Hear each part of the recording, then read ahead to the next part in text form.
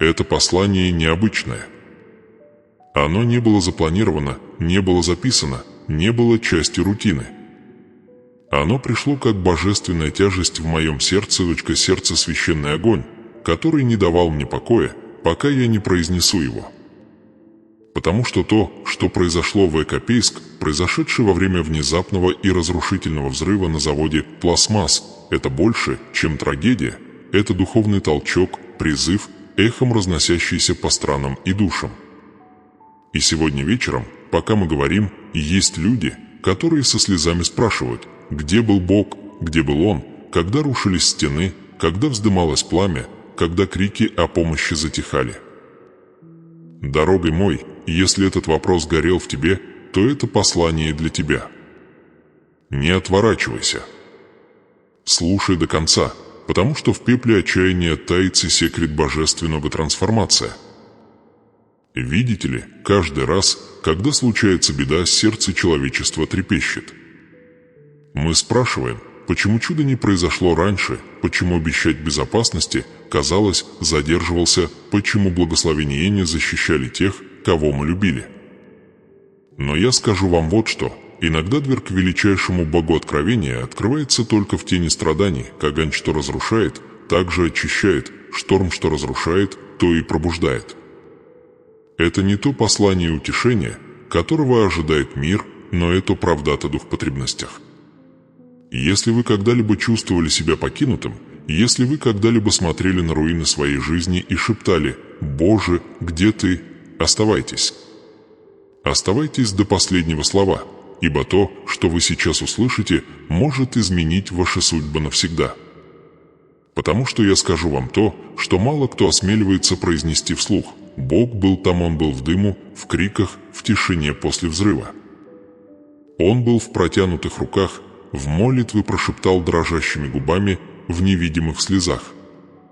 Бог не оставляет своих созданий, Он движется сквозь хаос, словно скрытый ключ, разблокировка двери мы пока не можем видеть. Мир видит только катастрофы, но небеса видят урожай начинает формироваться. И если ваша жизнь сейчас похожа на этот взрыв, внезапная потеря, смятение, сердце, полное пепла, то вам стоит услышать то, что последует дальше. В вашей боли рождается нечто божественное. Я знаю тяжесть сомнений. Я знаю, как легко поверить, что веротерпеть неудачу, когда случается трагедия. Но это иллюзия, нашептывание врага, который говорит, что ваш завет с Богом был нарушен. Но это не так. Даже в самый темный час завет стоит, точка обещать все еще дышит.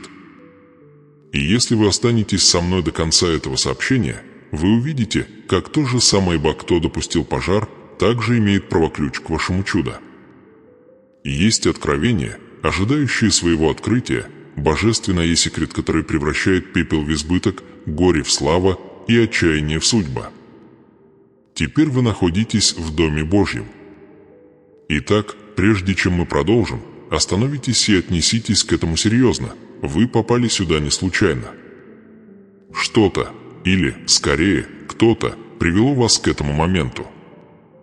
Если вы чувствуете это внутреннее притяжение, это жжение в вашем сердце, это потому, что ваш дух распознает голос истины. Вас приглашают выйти на более высокий уровень, точка обещать, чтобы понять то, что мир не может объяснить. Следующие несколько минут могут стать самыми священными на этой неделе, а возможно и во всей вашей жизни. Речь идет не о трагедии, а о трансформации. А те, кто останется до конца, получат слово, которое несет власть Ябы, разблокировать свой следующий сезон благословения. Оставайтесь со мной. Потому что прежде чем это сообщение закончится, вы не только узнаете, где был Бог, вы увидите, где Он сейчас, стоит рядом с вами, готовя ваше чудо и написание следующей главы вашей богатое наследство. В течение нескольких часов после взрыва небо над Копейском окрасилось в красный цвет. Камеры запечатлели ужасающую картину гигантского огненного шара, поднимающегося над промышленным комплексом. Его яркий свет на несколько секунд превратил ночь в день. Грохот взрывов разнесся по всему региону. окна разлетелись на милю вокруг, и семьи выбежали на холодные улицы в поисках новостей. Официальные цифры колебались. Сначала 10, потом 12 погибших. Другие пропали без вести, а список пострадавших менялся каждый час. Это была сцена смятения и боли, дыма и недоверия, момент, когда даже самые сильные сердца трепещут и шепчут вопрос: «Где же здесь благо?». Местные власти сообщали о нескольких вторичных взрывах. Пожарные и спасатели работали, не покладая рук, всю ночь, некоторые падали от изнеможения, их лица были покрыты сажей. Следователи говорили о нарушениях, о возможной халатности, о несоблюдении правил безопасности. И за всеми этими словами все еще пульсировал вопрос: где был Бог? И все же, в этом же огне чудо уже разворачивалось. Из всех сообщений, хлынувших в этот канал, одно особенно пронзило шум, голос, дрожащий от слез и благодарности. Ее зовут Светлана, сотрудница той самой фабрики, где произошла трагедия. Она поделилась с нами тем, что назвала самой странной задержкой в своей жизни, но то, что мы признаем божественное вмешательство за несколько минут до взрыва, она должна была быть на своем рабочем месте, одном из первых, кто был охвачен взрывом. Но что-то произошло. Коллега, дрожа от тревоги, остановил ее в коридоре, попросив дать ей немного времени, чтобы перевести дух и помолиться. Светлана, чувствуя тихое потягивание в себе сердца, положила руку на руку коллеги и сказала: «Давайте помолимся прямо здесь». Она не понимала, почему почувствовала этот порыв, но подчинилась ему. И это послушание спасло ей жизнь. Потому что через несколько секунд первый взрыв прогремел в том секторе, который она только что покинула. Она сказала нам, все еще плача: «Если бы я не остановилась, меня бы уже не было. Этажа, где я работала, больше не существует». И она, и ее коллега вышли из здания невредимыми, две женщины, окруженные огнем, но невредимыми. Это не совпадение. Это Божья рука, двигаясь бесшумно, перенаправляя шаги, превращая секунды задержки в ключи спасения. В глазах мира она была счастливицей. Но те, кто живет повиразную, удача – это просто название, данное благословение, что люди не могут объяснить. И вот здесь начинает формироваться нечто мощное – понимание того, что Бог никогда не оставляет своих детей, даже когда мир вокруг них рушится.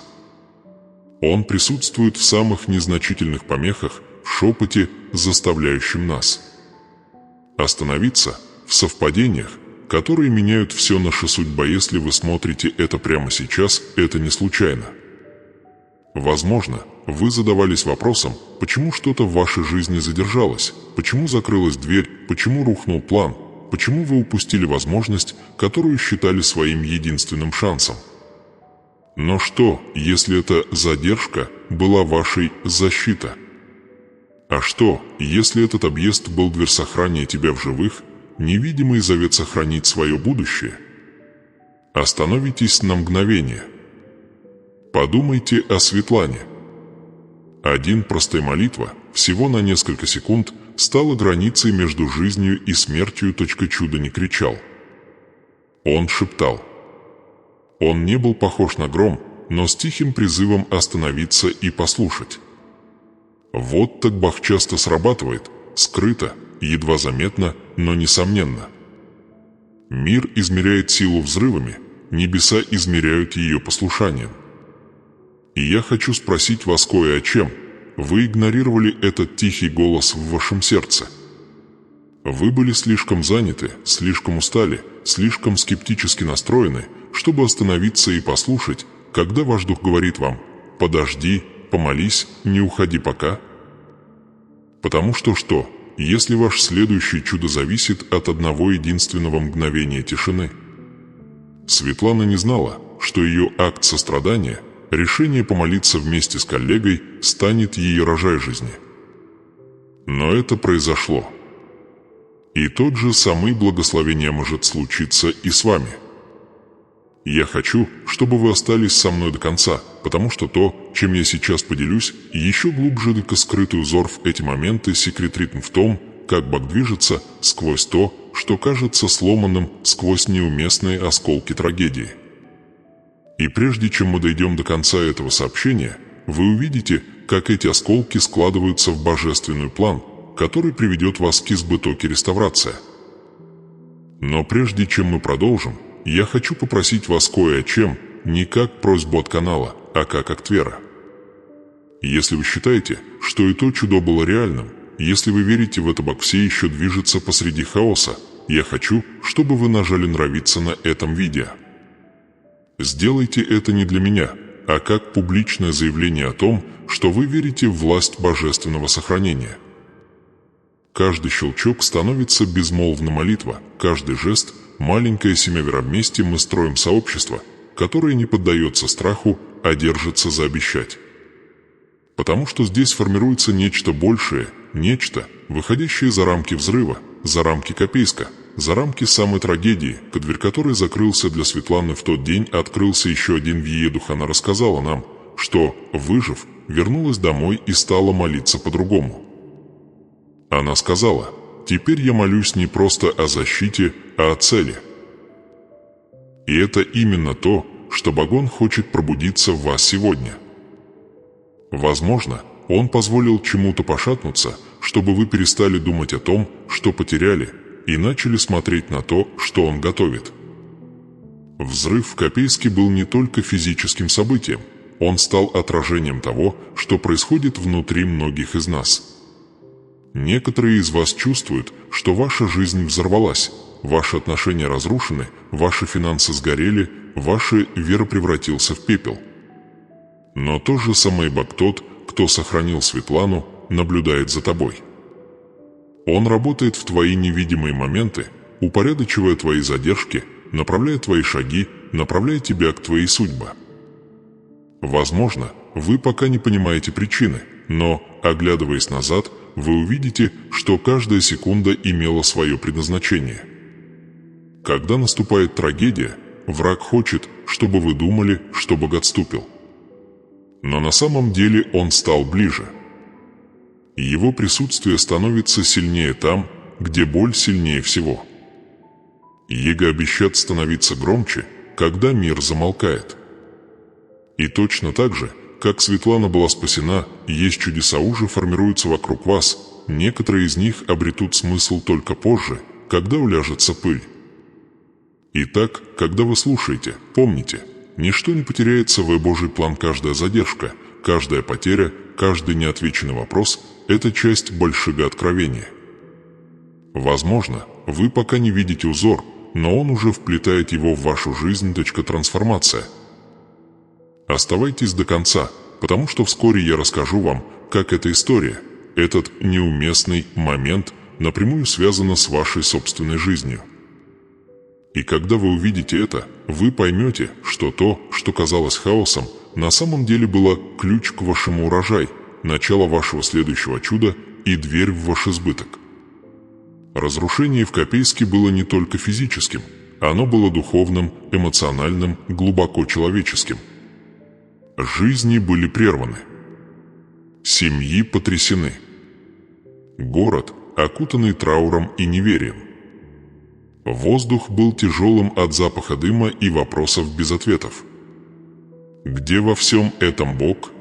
— спросил кто-то под вой сирен вдали. Отвернул ли Он лицо свое? Было ли это наказанием? И если нет, почему Он не остановил это? Это непростые вопросы. Они разрывают душу.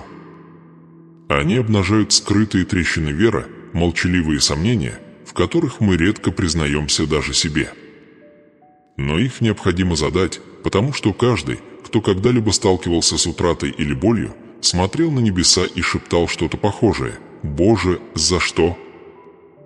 И все же, слушай внимательно, мой возлюбленный, ведь даже в этом крике кроется доказательство Его присутствия. Вы бы не спросили: «Где Бог?», если бы какая-то часть вас не верила, что Он все еще здесь. Сам вопрос, доказательство, завет, неразрывная связь между Творцом и творением. Ибо если бы Бог действительно отсутствовал, сердце не болело бы за Него. Тот факт, что твоя душа трепещет от Его кажущегося молчания, означает, что твой дух все еще узнает Его голос. Он не ушел. Он не отвернулся. Он присутствует в пепле, в смятении, в долгие ночи, когда тебе кажется, что никто тебя не слышит. Но давайте будем честны. Легко говорить «Эвера когда жизнь полна», когда богатство растет, когда урожай видно. Настоящее испытание наступает, когда все рушится. Когда вы молитесь, но ответа нет. Когда вы молитесь об исцелении, а боль не проходит. Когда вы верите в восстановление, но видите лишь руины. Поэтому я должен спросить вас напрямую, как часто вы сомневались, что в ваши молитвы даже попасть на небеса? Сколько раз вы чувствовали, что ваш вера был потрачен впустую, как и благословение было для других, но не для тебя? Вы смотрите на мир и видите насилие, потери, несправедливость, и ваше сердце шепчет: «Где Бог чудес?» Вы слышите истории, подобные истории Светланы, и радуетесь, но где-то внутри голос добавляет: «Почему это не я? Почему мой?» Любимый человек не был пощажен. Почему моя история не закончилась чудотоже? Эти мысли глубоко ранят, не правда ли? Потому что за ними скрывается скрытый страх, что, возможно, богообещать избирателен, что, возможно, эгоизм пропускает некоторых людей. Но услышьте эту истину всем своим существом: Божье обетование не избирательно, а оно суверенно, а то, что кажется тишиной, это подготовка. То, что кажется запустением, это трансформация. Вы когда-нибудь задумывались о том, что, возможно, чудо-Бог действует в вашей жизни прямо сейчас, но не так, как вы ожидали, а так, как вам нужно? Что, пока вы молите о спасении, Он вместо этого укрепляет вашу стойкость? Что, пока вы просите о спасении, Он формирует вашу судьбу? Что, если дверь, которую ты хотел, чтобы Он открыл, никогда не должна была вести тебя к благословению, но к разрушению? Что, если его «нет» было на самом деле божественным да к большему плану? Взгляните на пепел не как на конец, а как на начало. Тот же Бог, который допустил потоп, дал радугу. Тот же Бог, который допустил крест, дал и воскресение. Тот же Дух, тот, кто наблюдал за пламенем в Копейске, теперь наблюдает за вами. Возможно, вы не видите всей картины, но каждый осколок, чистосвященный узор Капланта, что ты не можешь постичь, уже написано в вечности с каждой слезой и каждым вздохом. Я спрашиваю вас сейчас, когда вы потеряли эту работу, эти отношения, эту мечту, вы проклинали задержку или остановились, чтобы спросить: а что, если это мой путь? Сколько дверей вы пытались выломать, только чтобы потом понять, что Божьи закрытые двери были ключи для вашего выживания? Видите ли, мы часто называем это потерей, в то время как небеса называют это защитой. Мы называем это задержкой, в то время как небеса называют это божественным временем.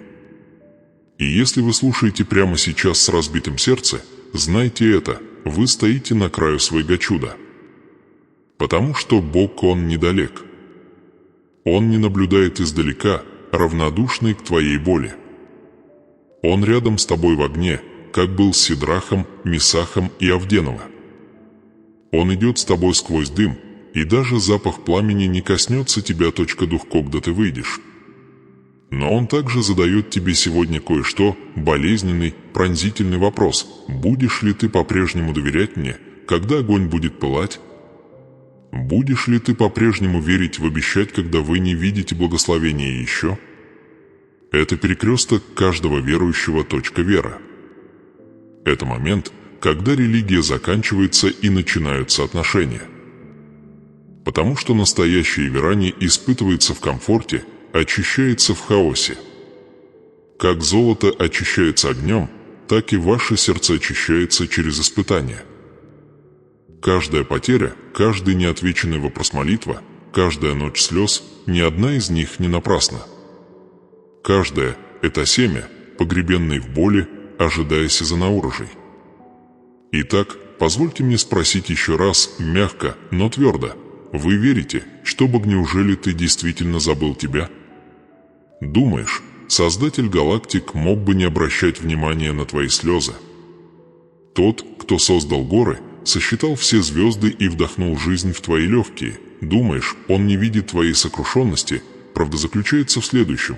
Он никогда не отвращал лица своего, дверь его милость никогда не закрывалась. Это мы иногда перестаем стучать, перестаем верить, перестаем ожидать чуда потому, что боль делает нас невосприимчивыми к Его близости. Но сегодня, когда вы слышите эти слова, в вас что-то пробуждается, дух. Этот спящий вера, эта искра надежды, которая похоронена обещать, оно снова поднимается. Ты чувствуешь это, не так ли? Это волнение в твоей груди, Святой Дух, напоминая вам, что пепел, в котором вы стоите, это не ваш конец, а ваше начало. Вы не забыты. Вы избраны. Вы – часть божественного завет, скрепленная не обстоятельствами, а вечной любовью.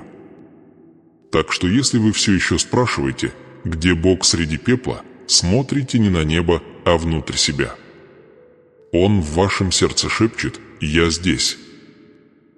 Он в руке, которая утешает тебя, в незнакомце, который молится за тебя, в мире, который посещает твою душу, даже когда мир остается хаотичным. Он восстанавливает тебя изнутри.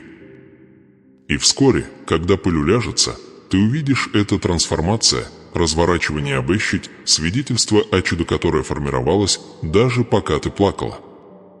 И когда наступит этот момент, вы не только узнаете, где Бог был, ты поймешь, что Он никогда не уходил. Пепел никогда не был концом, он был началом твоего богатое наследство, почва, из которой в урожай будет расти, и доказательство того, что ваш вера, хотя и подвергся испытаниям, одержал победу. Естественно, чувствовать себя подавленным, когда мы сталкиваемся с такими потерями, когда видим картины разрушений и слышим цифры, которые меняются от одного сообщения к другому 10, 12, затем больше. Множество взрывов, причины до сих пор не ясны, официальные лица спорят, была ли это человеческая ошибка или преднамеренная халатность. Но за этими земными подробностями начинает шевелиться более глубокий вопрос, что на самом деле за этим стоит, это просто случайность мужчин или симптом чего-то, духовный, нечто невидимое, но глубоко реальное. Когда разворачиваются подобные трагедии, за физическим дымом часто скрывается нечто большее, как боевой, который ведется не огнем и сталью, а дух и судьба. Библия открывает нам глаза на эту истину, потому что наша брань не против крови и плоти, но против начальств, против властей, против мироправителей тьмы века сего, против духов злобы поднебесной. Ефесянам 6 часов 12 минут. Эти слова не поэтическая метафора, а откровение. Они говорят нам, что то, что на земле выглядит как разрушение, на самом деле может быть видимым отголоском войны, ведущейся в невидимом мире. И здесь кроется истина, которую большинство людей упускают из виду. Это не только материально, это духовно. Каждый крах, каждая задержка, каждый необъяснимый поворот судьбы несет в себе отражение этого большего конфликта. Видите ли, мир измеряет причины по машинам, проводам, правилам, но небеса измеряют их по сердцам. Что, если произошедшее в Копейске – это не только история завода, но и зеркало для человечества? Отражение того, как жадность, коррупция и духовная слепота накапливаются, словно взрывоопасные пары, пока одна искра не воспламенит их. Когда Бог, допуская испытания, Он не оставляет своих детей, Он раскрывает скрытые истины. Он обнажает жадность учреждений, гордость наций, черствость сердец, потому что в огне уничтожает без предварительного предложения путь к искуплению. Даже в опустошении Он призывает нас вернуться к себе, к смирению, к покаянию, к вере. Но вот более глубокая дилемма, с которой сталкивается каждый человек и в конечном итоге сталкивается с «что происходит, когда ваша преданность Богу начинает вам чего-то стоить, при выборе, правда, означает ли это потерю комфорта? Когда входишь в свет, что означает выйти из тени мира?» Именно здесь многие спотыкаются. Потому что легко заявить «веракок да благословения видны». Но требуется божественное мужество, чтобы оставаться верным, когда ты не видишь благословения, когда ваша жизнь кажется обнаженной. Невидимая битва ведется не в церквях и на улицах, она ведется в сердце каждый день. Силы тянут вас в разные стороны. Одна шепчет «доверься Богу», а другая шипит «ты один». Одна напоминает вам обещать, другой соблазняет вас сдаться. Война тихая, но жестокая, и ее награда – ваш дух. Вы чувствовали это. Это внутреннее напряжение, этот разрыв между верой и сомнением. Между тем, чтобы удержаться и уйти. Это не просто эмоция, это доказательство вашей ценности. Враг никогда не атакует то, что бесполезно.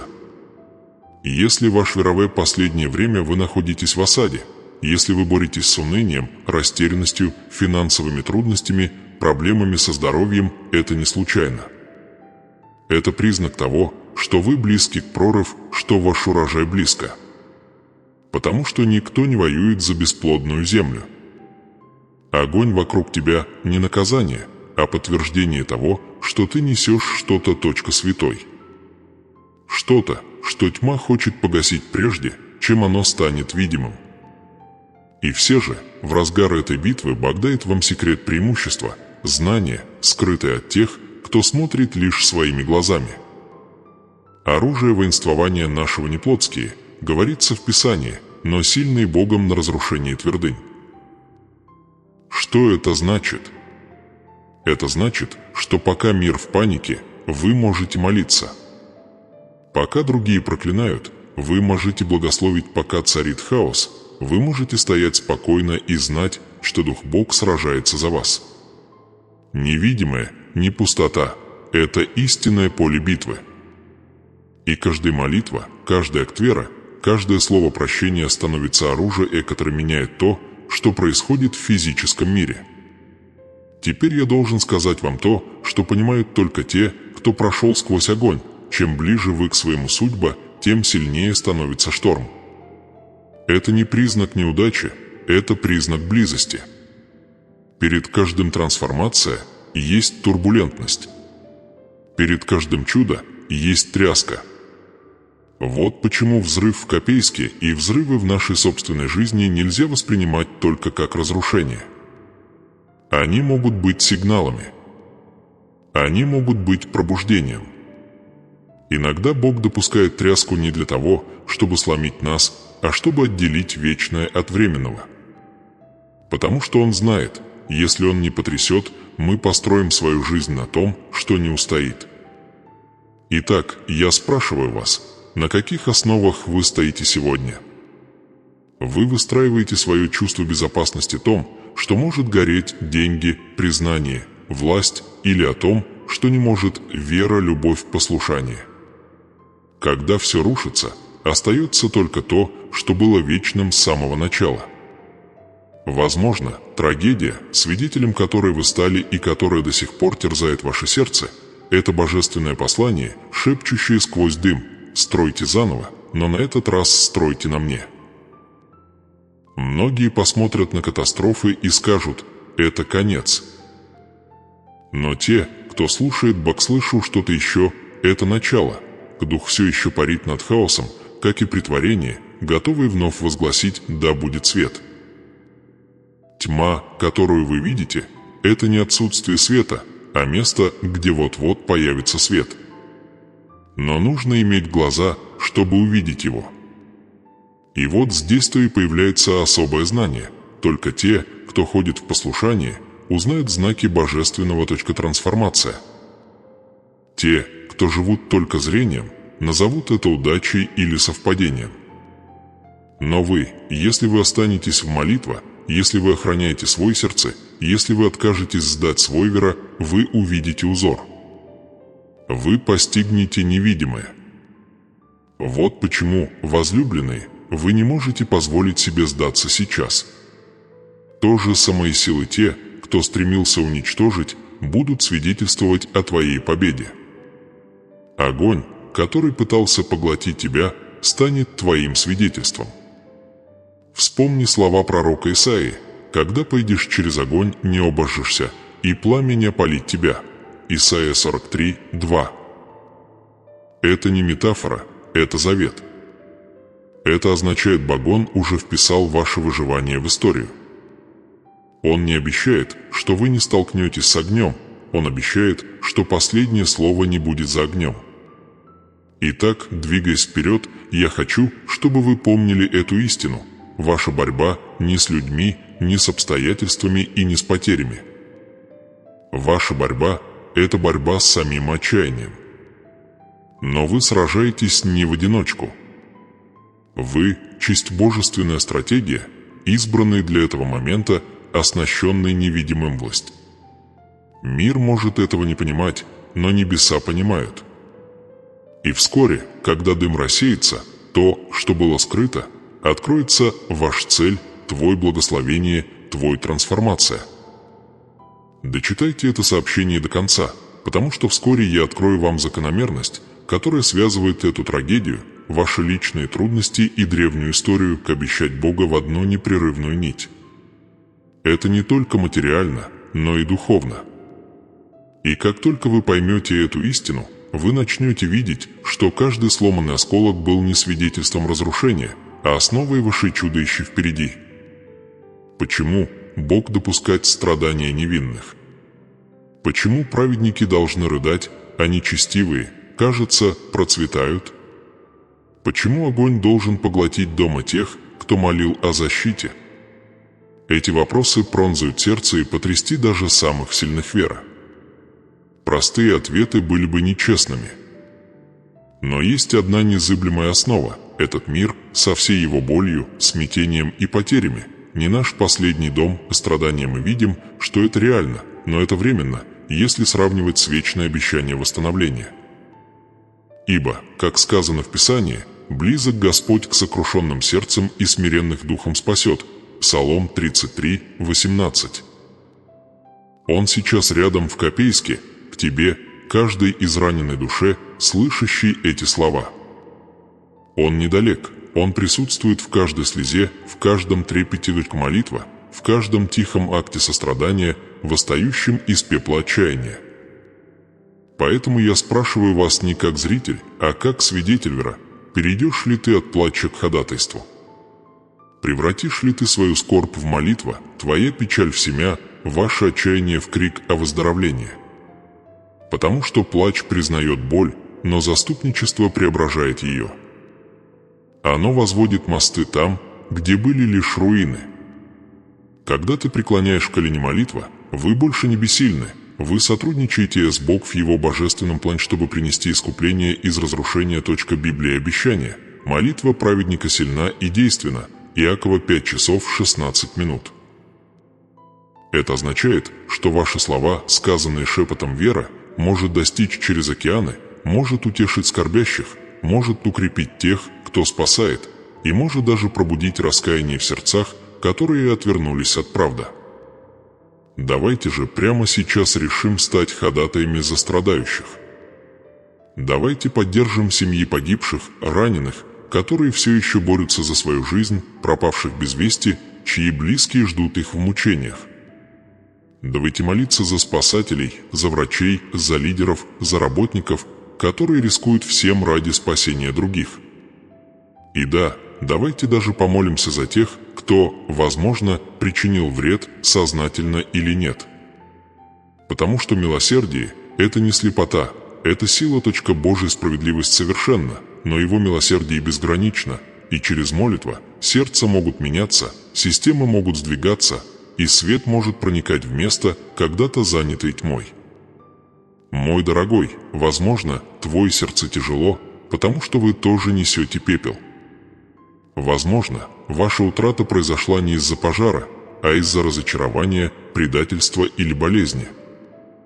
Возможно, вы наблюдали, как рушится что-то драгоценное: ваша вера, ваши финансы, ваша семья, и вы задаетесь вопросом, можно ли все это когда-нибудь восстановить. Но послушай меня ясно, Бог, Он все еще превращает пепел в красоту. Он все еще меняет траур на радость. Он все еще превращает отчаяние в избыток. Одинаковый дух то, что прошло через хаос в книге Бытия, все еще движется по твоей жизни, готовый создать что-то новое там, где все кажется потерянным. Он дарует им венец красоты вместо пепла, ели и радости вместо плача. Исайя 61:3. Это не поэтическое утешение, это божественная истина. Итак, пока вы смотрите это сообщение, я хочу, чтобы вы совершили что-то смелое. Напишите в комментариях ниже название города, человека или ситуацию, о которой вы хотели бы, чтобы мы рассказали. Молиться. Пусть ваш комментарий станет алтарем. Пусть это будет публичным актом веры, который говорит: «Я верю в чудеса все еще». Потому что, когда вы пишете, вы не просто печатаете слова, вы сеете семена, и когда это сообщество верующих будет читать и молиться вместе, мы увидим урожай. Из этих семян вырастают исцеление, примирение, восстановление, благословение, переполнение. Может быть, ты чувствуешь себя слишком разбитым, чтобы молиться. Может быть, твой голос устал от криков. Тогда позволь нам понести тебя. Пусть эта семья веры, обнимите свою ношу. Вы не одиноки. Оставьте комментарий со словом «надеяться», если у вас больше ничего не осталось, мы будем ходатайствовать за вас. Потому что это то, что тело Христово делает, несет раненых, поднимает павших, приносит свет к омраченной душе. Вместе мы становимся живым доказательством того, что любовь сильнее отчаяния. В каждой катастрофе есть призыв к состраданию, щедрости, действию. Если можешь, помоги. Если не можешь, помоги. Молиться. Если вы не можете молиться, просто прошепчи: «Господи, помоги им». Каждый поступок имеет значение. Каждое благословение умножается. Божья математика милосердия не похожа на нашу. Он берет малые жесты и превращает их в реки благодати. Вы можете не видеть ряб, но небеса видят. Когда вы отдаете от своего сердца, вы становитесь ответом на чужой вопрос молитва. Когда вы проявляете доброту, вы открываете дверь, через которую божественный избыток потоки. Итак, сегодня мы вместе перейдем от сетования к ходатайству. Не будем тонуть в скорби о потерянном, но восстанем в вере того, что еще можно искупить. Пусть крики скорби станут песнями надеяться, пусть слезы станут семенами урожая, ибо Бог, услышавший вопли Израиля в Египте, слышит и вопль Копейска, и ваш вопль слышит. Обещать не изменилось. Кто сеял со слезами, тот пожнет с песней радости. И когда придет эта радость, вы оглянетесь назад и поймете, что даже долина тени была священной землей, потому что именно там находилось ваше сердце, научились ходатайствовать.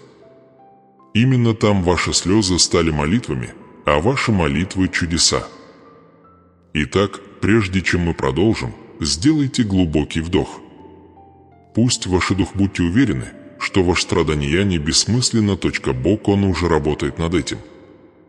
Он рядом. Он исцеляет. Он восстанавливает. И ты, да, ты, часть этого. Трансформация. Теперь я снова прошу вас, оставьте свои молитвы в комментариях. Назовите, что болит, что нуждается в исцелении, назовите, на что вы надеетесь. Мы будем рядом. Мы покроем вас молитвой. Потому что вместе, под одной опекой завет, мы сильнее любой тьмы, любого отчаяния, любой потери. В огне сделано. Благословение уже разворачивается. И когда мы молимся, мы будем вспоминать не только Копейск, но и все места, где страдания все еще вопиют, а свет мы будем теми, кто будет нести, надеяться в пепел. Мы снова поверим в красоту. Потому что это не конец, это начало твоего чуда. Поэтому оставьте комментарий ниже, и пусть ваши слова станут первым актом вашей божественной воли к трансформации. Подозрительный характер сообщений, меняющиеся цифры, вопросы без ответов – все это тревожит нас изнутри. Это не просто печаль. Это не просто недоверие. Это возмущение, жгучее чувство, что случившееся не должно было случиться, что невинные не должны были подвергаться опасности. И это, возлюбленные, не грех. Праведное негодование – это священный огонь, это голос справедливости, который Бог сам поместил себя в человеческое сердце. Это крик, который говорит: «Так не должно было быть», и небеса отвечают: «Да, дитя мое, это было не так». Но здесь есть священное различие. Праведное негодование – это не то же самое, что ненависть. Это не то же самое, что месть. Это духошевелится внутри тебя, призывая тебя не проклинать, а исправлять, не разрушать, а восстанавливать, не мстить, а пробуждаться. Потому что месть принадлежит Богу один.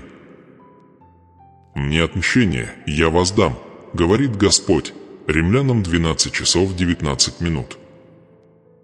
Он — совершенный судья, и его весы никогда не склоняются ни в ту сторону, чтобы отдобивается окончательного правосудия.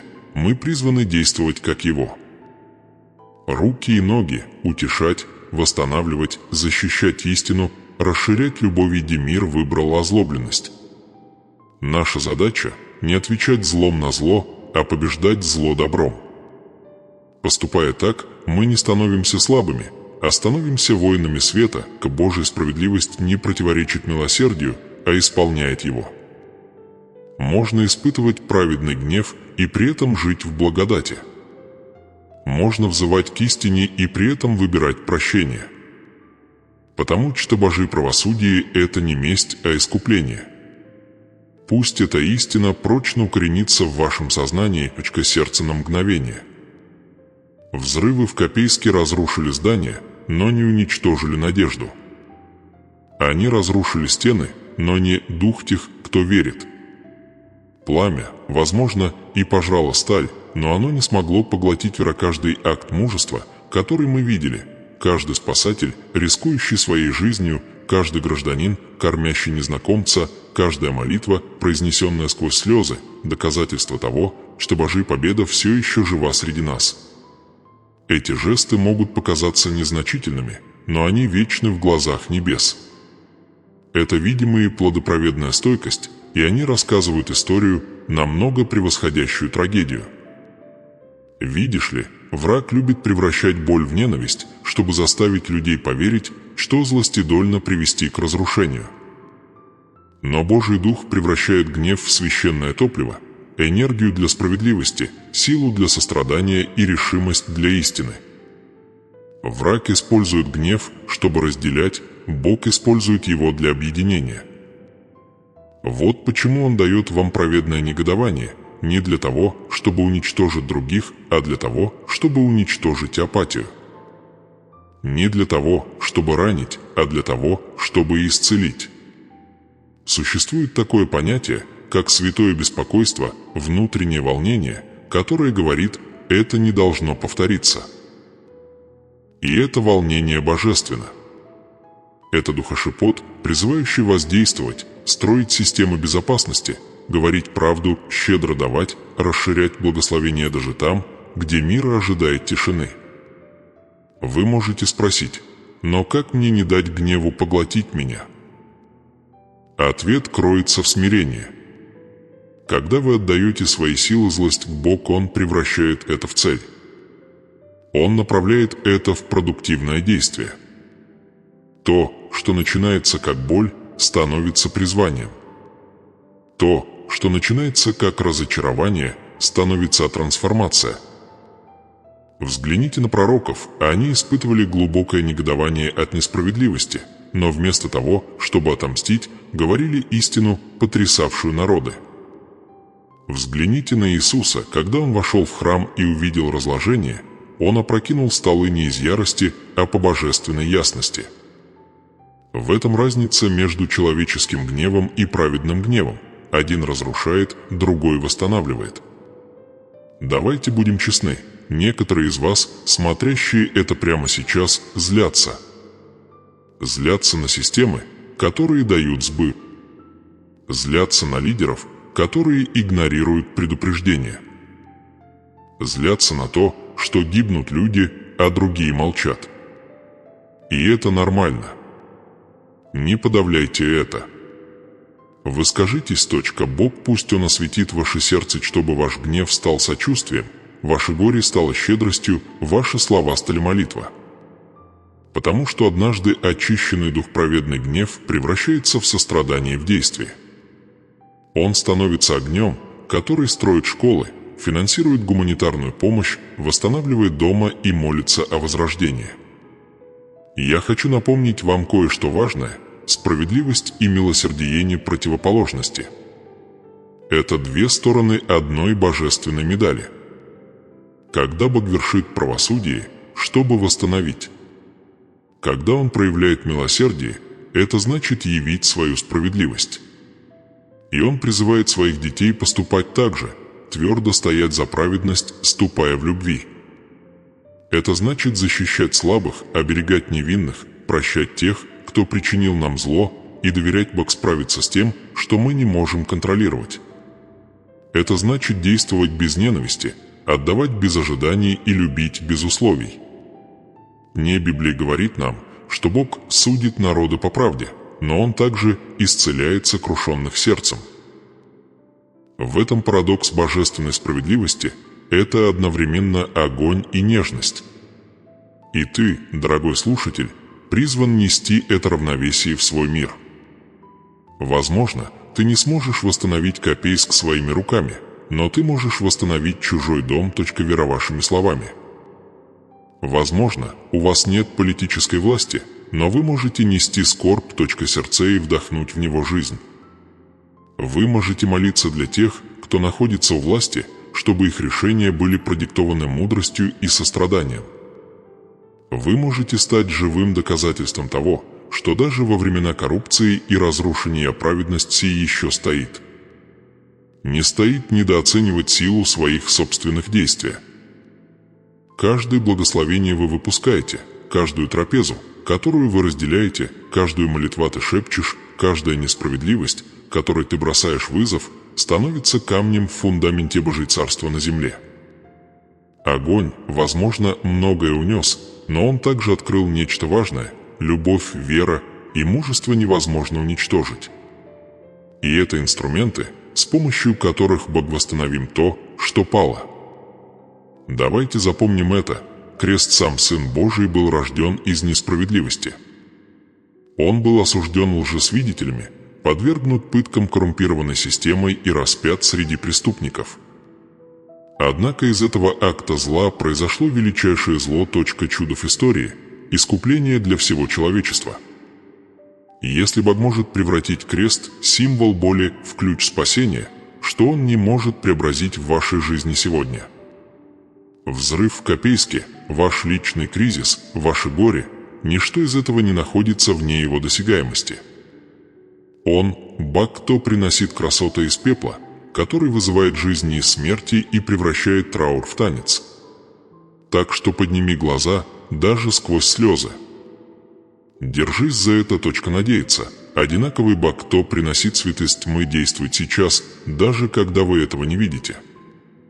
Он уже действует через сострадание незнакомцев, через веровыживших, благодаря мужеству тех, кто восстанавливает. Он присутствует в каждом плане восстановления, в каждом шепоте молитва, в каждом акте прощения. Что враг задумал для зла, Бог уже переписывает в добро. Мир видит руины, небеса видят обновление. Возлюбленные, не позволяйте злобе укорениться. Это яд, который парализует ваши чувства. Духи ослепляет вас благословение, пусть вместо этого произойдет прощение. Пусть восстань там, где когда-то жил страх. Пусть твой сердце быть алтарем, где огонь Божьей справедливости горит не местью, а чистотой. Ибо грядет день, когда всякая несправедливость будет исправлена, каждая тайна раскрыта, каждая слеза стерта. До того дня мы будем его орудиями сильными, стойкими, сострадательными. Ты не рожден для пассивности, ты рожден для цели. Ты не призван проклинать тьму, ты призван сиять в ней. Мир может не понимать твоего покоя, твоего надеяться, ваш непреклонный вера, но он почувствует его силу. Потому что, когда верующий стоит праведная стойкость, трепещут силы тьмы. И именно это вы сейчас и делаете. Стоите, терпите, верите, созидаете, любите. Так давайте же будем послами обеих сторон, справедливости и милосердия, неся факел божественного обещать в каждый уголок отчаяния. Пусть наши жизни скажут миру: огонь полыхнул, но не победил. Стены рухнули, но Бог все еще царит. Ночь была долгой, но утро близко. Держись, любимый. Держись, только вера, держаться надеяться. Держаться любовь. Потому что Бог тот, кто вывел жизни из смерти и победу из креста, еще не закончил свою работу. Взрывы, возможно, и разрушили строение, но не погасили огонь. Судьба, дух все еще движется. Чудо все еще разворачивается. И вскоре вы увидите своими глазами, что каждый акт любви, каждая молитва, каждая слеза стала семенем твоей вечный урожай. Теперь я приглашаю вас помолиться вместе со мной, молитвой, рожденной не страхом, а вера, не от отчаяния, а от уверенности, что Бог все еще царит над пеплом. Где бы вы ни были, стоите ли вы в своей комнате, сидите ли молча или слушаете со слезами на глазах, это ваш момент. Это алтарь, поднимающийся из кризиса, священное место встречи ваших сердца и небеса. Склоним головы и объединим наши духи как один. Небесный Отец, мы предстаем перед Тобой сегодня вечером со смирением и трепетом к сердцу, ходатайствуя за жителей Копейска, за семьи погибших, за всю Челябинскую область. Ты, Господи, видящий то, что не видит никто, Ты слышишь даже безмолвные крики, не доносящиеся до человеческих ушей, простри свою руку милосердия. Ты видел израненные дома, сгоревшие стены, разрушенные жизни. Ты слышал крики, смятение, молитвы, шепчущиеся среди пламени. Ты был там, когда, казалось, наступила тьма, и ты все еще здесь, превращая каждую слезу в семя из чуда, каждый вздох в обещать реставрации. Отец, мы помним свидетельство Светланы, женщины, которая силой простого слова молитва был спасен от смерти. Мы славим Тебя за это, чудо Господи, за этот такт божественного вмешательства, открывший, что даже в хаосе Ты действуешь. Пусть ее история станет символом надежды для каждой души, слушающей ее сейчас. И как Ты спас ее через мгновение молитвы, так спаси еще многих через этот миг. Освободи тех, кто охвачен страхом. Исцели тех, кто не может спать из-за воспоминаний. Коснись каждого сердца, что все еще хранит в себе пепел. Мы просим Тебя, Господь, утешить скорбящие семьи. Окутай их покровом Твоего мира. Напомни им, что их близкие не забыты, ибо ничто не потеряно в Твоем королевстве. Исцели тело раненых, укрепи врачей, пожарных и добровольцев, которые отдали все свои силы. Дай мудрости лидерам, которым теперь предстоит восстанавливать мир, пусть справедливость, а не коррупция, направит их руки. Пусть правда восторжествует там, где укоренилась ложь. Ибо Ты не Бог путаницы, но ясности, не разрушения, а создания. Облеки нас, Господи, в оружие вера. Защитите наших сердца от отчаяния. Дай нам проницательность, чтобы видеть дальше видимого, осознавать невидимую войну, которая ведется, и твердо стоять в Твоей победе. Пусть это будет не концом, а началом нового духовного пути. Урожай. Выделяйте ресурсы на реконструкцию не только зданий, но и души.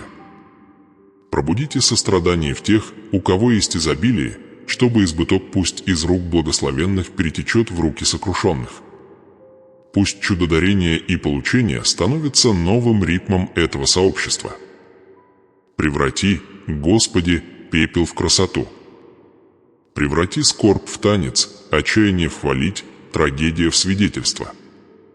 Пусть Копейск станет живым свидетелем Твоего восстанавливающая сила, город, который когда-то плакал, а теперь поет о благословении веры и возрождения.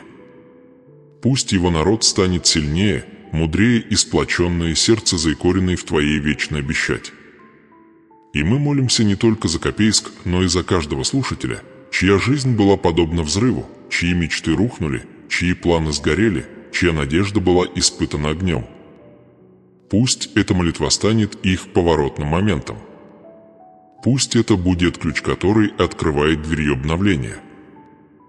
Пусть они почувствуют Твое присутствие прямо сейчас, Святой Дух, наполняющий их дома, окружающий их сердце, исцеляя их разум, зажигая их вера еще раз. Во имя Иисуса Христа, нашего Спасителя, нашего Искупителя и нашей вечной надежды, мы заявляем, что чудеса не закончены. История не закончена. То, что враг задумал для зла, ты уже превращаешь в избыток, победа и слава. Аминь. Сделайте глубокий вдох. Почувствуйте это, тишину и покой, наступающие после бури. Это не воображение. Это божеутешение. Возможно, вы пришли сюда с печалью, но уходите с силой. Потому что каждое слово вашей молитвы, каждая пролитая слеза были услышаны на небесах. Ничто не пропадает впустую. Ничто не забыто. И теперь, возлюбленные, в конце этого послания я хочу задать вам важный вопрос. Если эта молитва коснулся твоего сердца, если вы чувствовали веру, пробудись снова внутри себя, не держи это в себе. Поделись этим видео. Поделись им с тем, кому больно, с тем, кому нужна надежда, с тем, кто чувствует себя забытым. Стань тем сосудом, через который другой человек обретет свое чудо. Потому что именно так Дух умножает его работу, через ваш акт послушания, через вашу готовность нести свет в темноту другой души. Если можете, напишите в комментариях, что вы чувствовали во время этого молитвы. Вы почувствовали покой. Вы вспомнили кого-то, кого вам нужно простить. Вы почувствовали, как тяжесть свалилась с вашей груди. Расскажите нам. Это место – священная земля, сообщество вера, а не осуждение. Когда вы пишете свое свидетельство, оно становится семи, которые могут превратиться в кого-то другого избавления. Вас читают люди, которые полностью потеряли надежду, и ваши слова могут стать той самой искрой, которая вновь зажжет их вера. Поэтому, пожалуйста, поделитесь своими историей ниже. И если это сообщение затронуло ваш дух, если вы почувствовали присутствие Бога, подпишитесь на этот канал хотя бы на мгновение. Не ради количества подписчиков, не ради славы, а чтобы оставаться на связи в этом кругу вера и молитва. Каждую неделю мы идем вместе, через боль, через откровение, через трансформацию. Потому что то, что мы начинаем здесь, здесь не заканчивается. Следующее сообщение поведет нас глубже, в тайну того, как поддерживать свое чудо, как жить в постоянном избыток и как сохранить благословение ежедневно протекает через вашу жизнь. Прежде чем мы закончим, я хочу вам еще раз напомнить, огонь, может быть, сгорел, но Божья цель все еще жива. Руины – не последняя глава твоей жизни. Пепел – не конец, а начало. Ибо из пепла Богон пишет судьбы. Из отчаяния Он возводит алтари. Из сокрушенности Он создает воинов. То же самое властято воскресил Иисуса из мертвых, дышит через Твой Дух, теперь восстанавливаем то, что было утрачено, и приумножаем то, что осталось. Так что вставай. Вытри слезы. Подними свои сердцевые, не жертва трагедии, вы – сосуд свидетельства. Вы избраны, охвачены и призваны жить в избыток. Пусть это будет вашим заявлением. От кризиса к алтарю, от боли к хвале, от скорби к чуду. Произнесите это с верой, верьте этому всей душой сердца и ходите с уверенностью, что небеса уже действуют в вашей жизни. Если вы получили это сообщение, напишите в комментариях «Я верю в Божье восстановление». Пусть мир увидит, что даже в 2025 году вера все еще жив, и надеется все еще горит ярче любого пламени разрушения. И до новой встречи в следующем сообщении. Пусть да благословит тебя Господь и сохранит тебя. Пусть Иеголица сияет над тобой, пусть Иегомир наполнит ваш дом, и пусть Его Дух направляйте каждый ваш шаг.